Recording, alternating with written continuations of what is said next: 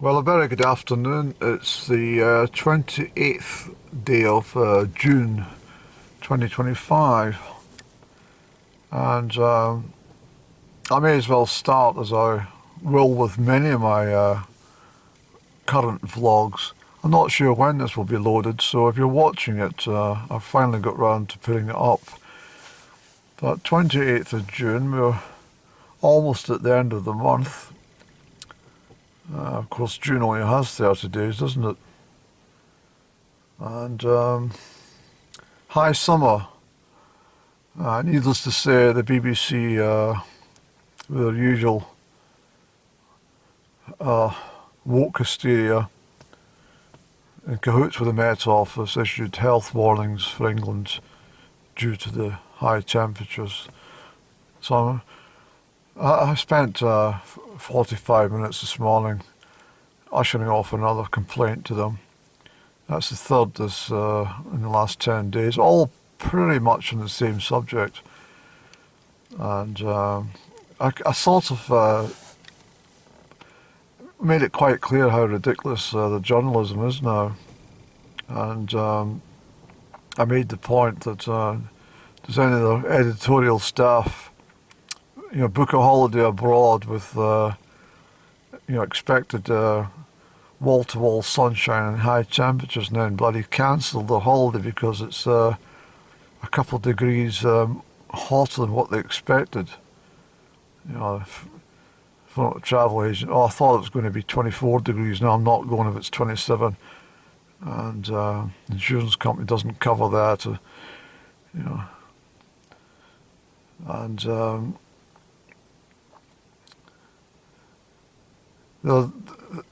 the thing is, it's just absolutely ridiculous. I made the point that how can you predict it's going to be 34 degrees Celsius? I mean, what kind of nonsense is that? Are you taking the temperature from a south-facing wall at noon in Holborn Circus in central London? Because my experience of being going round Holborn Circus is a very, very hot spot in London. And I know for a fact that, well, every time they respond to my complaints, it's always the same sort of stuff, that not every editorial decision will be agreed with every member of the public. But I just do it because, I complain because I want to take up their valuable time. And I just don't think it's right that they make false representation so often about. It's, for goodness sake, it's a high summer. I should let people get out and enjoy it. If they haven't got any common sense in regards to, it's a bit hot, let's go indoors for a little while, sit in the shade perhaps, maybe under a tree canopy, or get themselves a cool drink or something, or even if they're really feeling a bit hot and bothered, then switch on the bloody air conditioning or something. Or don't go out. That's what they want. They don't want you to go out. And I'm quite sure there's probably about 20,000 people who looked into that little news item and thought, BBC said not to venture out for health reasons. We better stay indoors and shut all the windows, pull the blinds shut. And then in the winter time, lack of vitamin D. Talking about vitamin D, the reason I've come up, I've not done much Al-Marie stuff. I have been in for prayer. I'll probably pop in just now, actually, but I've decided I'm going to have a little stroll around Loch Fruki this afternoon. It's a Saturday after all. And as everyone knows who follows my vlogs, that I very much dislike Saturdays at every stage of the year, unless I'm doing something which I enjoy.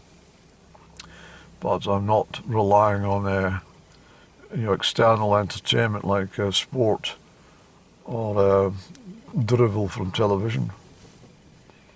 And of course, it's the start of bloody Wimbledon, so that's another pain in the arse, isn't it?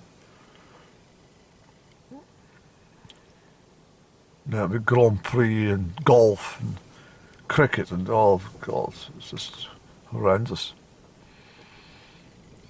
And, So the year's ticking by, and I notice a lot of the sheep are, well, the lambs are getting more than youthful now. They're starting to mature, not dancing around and jumping around with each other quite as much as they were in April and May.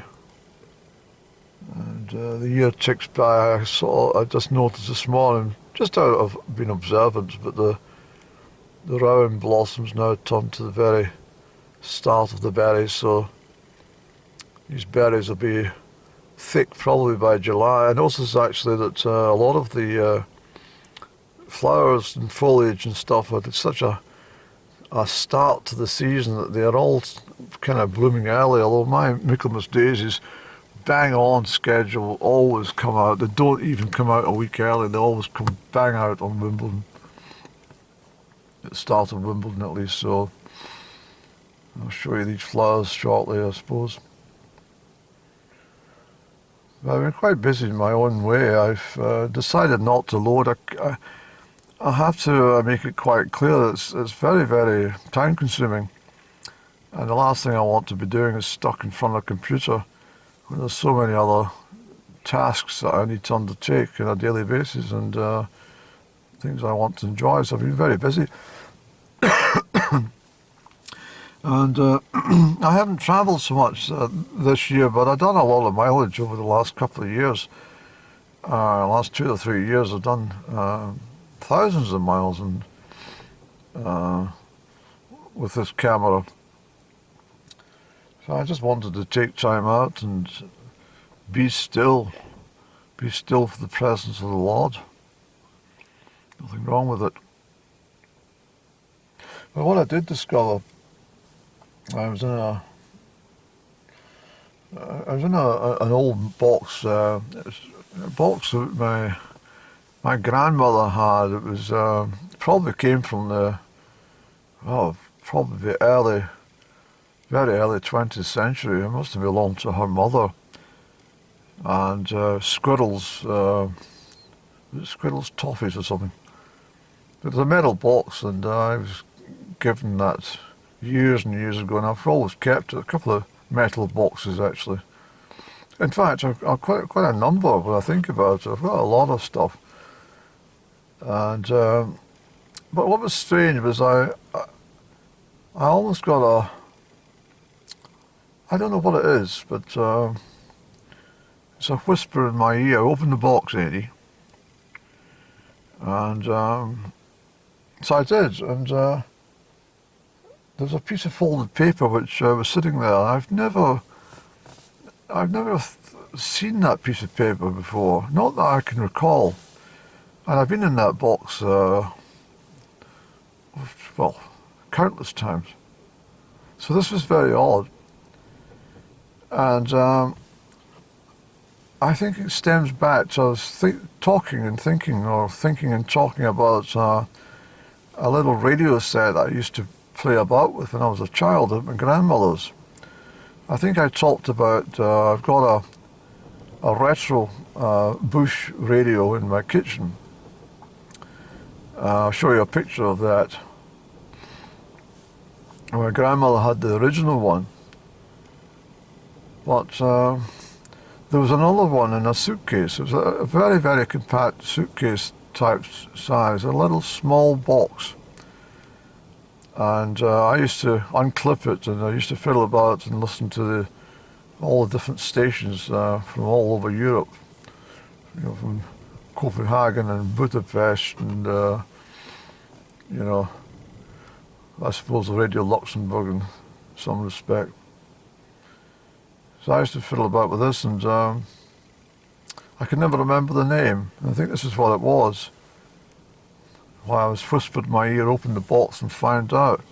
Well, I opened the box and I opened a piece of paper. I couldn't believe it. I've taken a photograph of it, so I've put it up on the screen for you. Frank Thomson. Let me just give you a second to read that. Frank Thomson, up until, let me just hold this again. Frank Thompson's was not only a ironmonger, but in the 1970s it was also well, next door was a retail outlet called it was Janes Scott, I think it was, from Perth, from Bethel, and they sold radiograms and televisions and all things like transistors and stereos and stuff like that. And between the butchers and Frank Thomson's, this shop. But this receipt is from Frank Thomson when he used to have the store. Radio and electrical engineer, authorised Hoover dealer, 7 to 11 East High Street, Crieff. Phone 747 or 748. And of course that was the 3-digit number for Crieff. You know, nowadays you spend half your bloody time inputting STD codes and other numbers, and it ends up about a dozen numbers for every call. But I had always thought about what's the make of this little thing that I had. Let me just put the picture of the little radio I'm talking about back up again.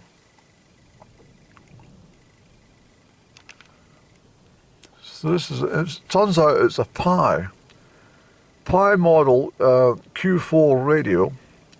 It gives you the exact number, and including taxes and stuff, something £19 and 12 shillings. And guess who paid for it? It was my Uncle Harry. And the date on it was the 31st of March 1961. Harry must have bought that for my grandmama. And what ties in, I think, is I remember playing with it as a child, probably about 1966, 67, 68, 69, even 1970, perhaps. I don't know, 1970. But this is what I think. I think that Uncle Harry was over with the girls and your wife. She's a Van der Linden. They owned the Midland Hotel at Ravelside, just outside Ostend. I think I once said it was Mariakirk. Mariakirk's a village, but Ravelside's the area. And it's just outside Ostend in Belgium. It's a wonderful hotel. I think now it's either been converted to flats, or it's for a while it was a sort of residential place for old people. But it was a fantastic hotel, very popular. And I've been there twice. I worked in there, but I'm drifting off story. What is absolutely fabulous about this whole thing is I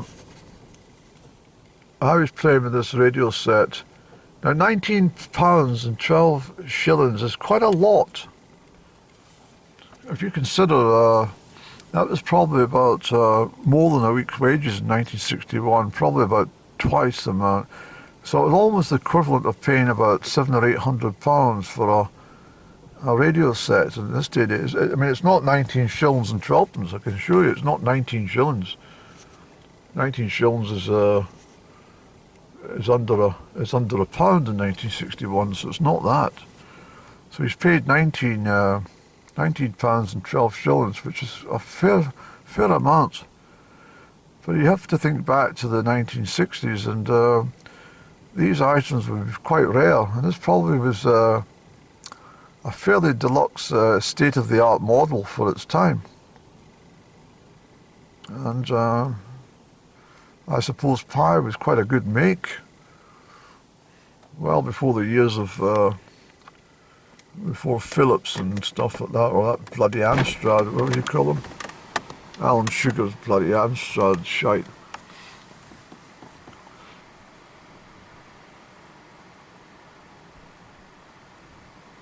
Yeah, so you're probably the equivalent of buying a Bang & Olufsen stereo set for about £6,500, you would buy a PYE radio set, and that's what it is. But the most extraordinary thing about it is that, well, I was going to mention, I think what's happened is Harry, when he's been over at Granny's, he's said to her, look, we'll take this away. And she's probably agreed to that. Well, it's yours anyway, Harry, you bought it, so just take it, yes. Because I never saw it again. And I'm sure that must have been within the years of 1968, at least maximum 1973. Yeah, no, it was not even 1973. You were fiddling about with that bloody bush radio at that time, Annie. Yeah, it's definitely what's happened. But took it through to my lounge, and I took a snap of my mobile phone off the receipt. And then I went into the kitchen to make a coffee. And when I came back through, this piece of paper had completely disappeared. Completely disappeared. And whether you believe me or not, I don't really care. There was a very, very strong smell of pipe tobacco. Completely filled the air. And I said out loud, because I'd been back and forth everywhere, looking for the bit of paper all over, between the kitchen and the lounge. And I couldn't for the life think where it was. So I said, come on, Harry, stop mucking about, where is it? And the place filled with this pipe smoke. And I went back in, and where I'd taken the coffee out, it was sitting there. I would have remembered that, putting it inside when I went to grab my coffee, but these things could have been a slip of the mind, so I can't say that there was any spiritual movement of the piece of paper. But what I can tell you, if you believe me, was the whole sitting room filled with this very, very definite smell of pipe tobacco that Harry would have smoked. It was a wonderful moment, actually. So I thanked him for that. It made me think as well about Frank Thomson's. It's a very peculiar thing. I've asked countless people, not one person. I'm sure I've mentioned this in my vlogs before, but back in the early 1970s, at least up until 1975, 76, perhaps even 77, Annie. In fact, let's just say the whole of the 70s.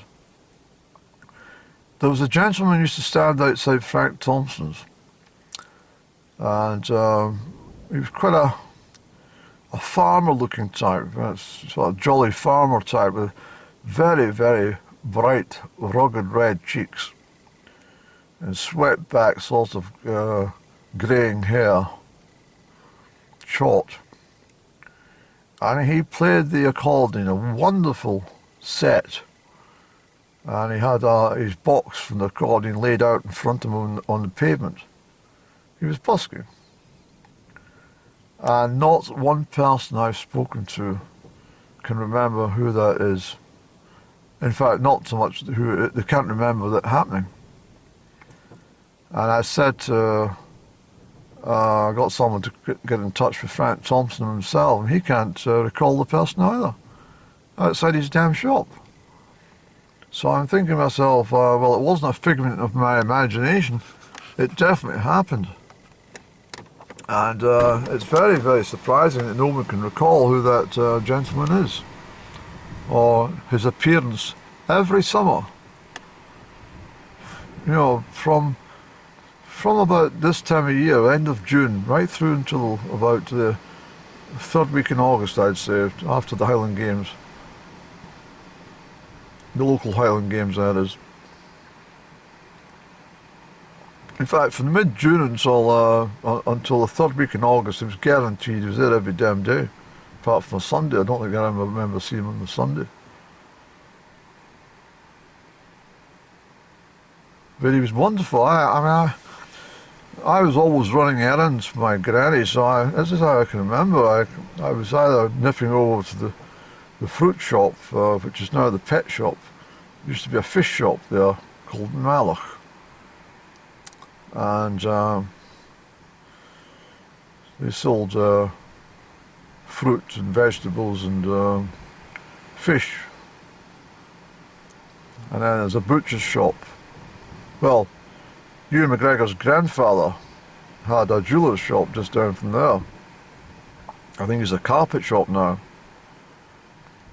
That's where Alan's pet shop is in Crieff. That was the old Malach shop, fruit and veg, fish, which I remember vividly. And I remember going in there in 1977, just about every day to get my ski yogurt, because I had a fondness for the girl in there. She knew it as well, but she was probably about 19 or 20, I think about it. Maybe older, I don't know. But she was very, very pretty. With a very soft, gentle smile. I don't know what happened to that girl. She faded away. And I would go to Tommy Tumble's. There was Gourley the butcher had it there for a while, but I remember back to Tommy Tumble's the butcher. And Granny would send me over for potted hock. Potted hock. Go and get some potted hock, will you? It was 20 pence in old money. And I remember 4 shillings.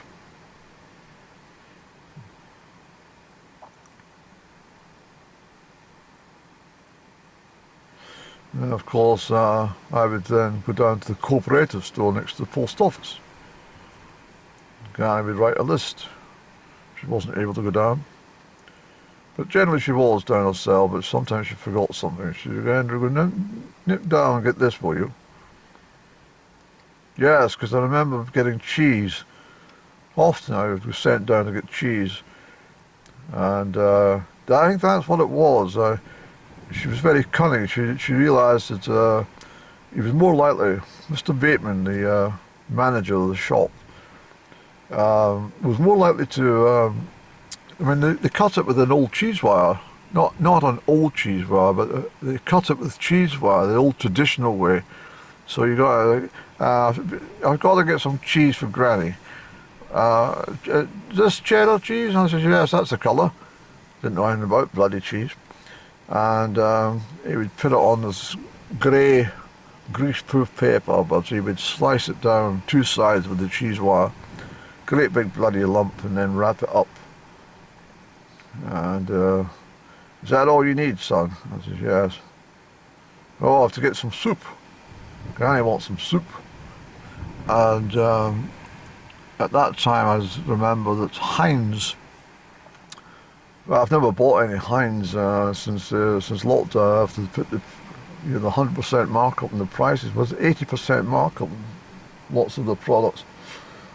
But they used to sell a great big big can of soup. Heinz were done family-sized cans of soup. So Granny used to get us to get that one. Yes.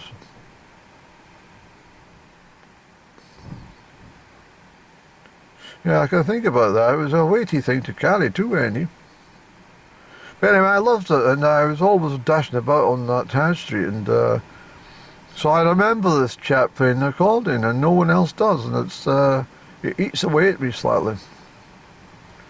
How the hell can no one remember this chap? I'll find out from somebody yet. And I'll put them on camera and say, can you tell my audience that it's a true story? Well, all I tell is true. And when I was in the box, I knew this was here, of course, but I hadn't seen it for a while. This is one of my childhood games. Again, I would spend hours and hours with this thing. Can you see it in this light? Probably not. No, you can't, Andy. Let's get a different light, yeah. Is it picking it up, Andy? I don't think it is.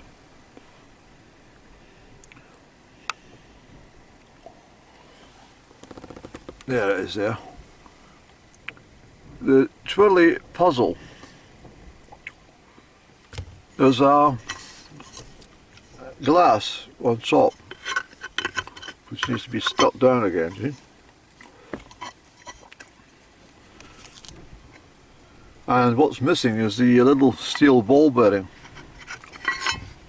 So what I did, I used to sit for hours, and all you have to do is get the steel ball bearing to go all the way up to sit on the top and drop it and go back down again. And as I said, I spent hours doing this. I used to love doing this. It's a 1930s game, so again it's quite ancient. The Twirly Whirly Puzzle.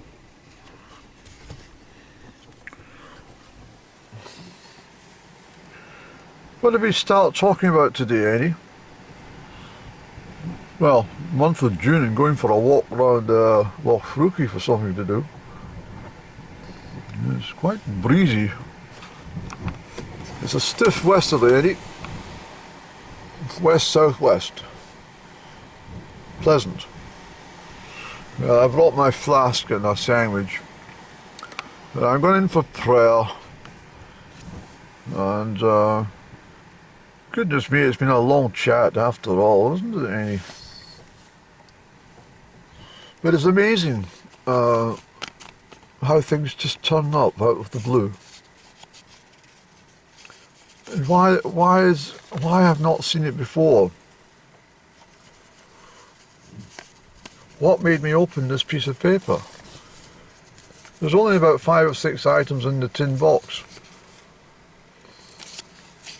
And yet, Uncle Harry wanted me to see that. He guided me to it, and he must have thought he's been struggling to think of the make of this little radio set. I'll help him along, because I bought it. So I'm thinking Harry's closer to me than what I always knew he was, but I think he's closer than what I first imagined. He seems to be with me all the time. Probably since I made that video sequence from Ascent. Was it last year? Was it last year? I can't damn remember. Yes, I think it was from springtime last year. You're up in the Northwest Highlands and you dedicated the whole thing to Uncle Harry. Anyway, now let's go and have a little bit of prayer, shall we? Thanks for listening.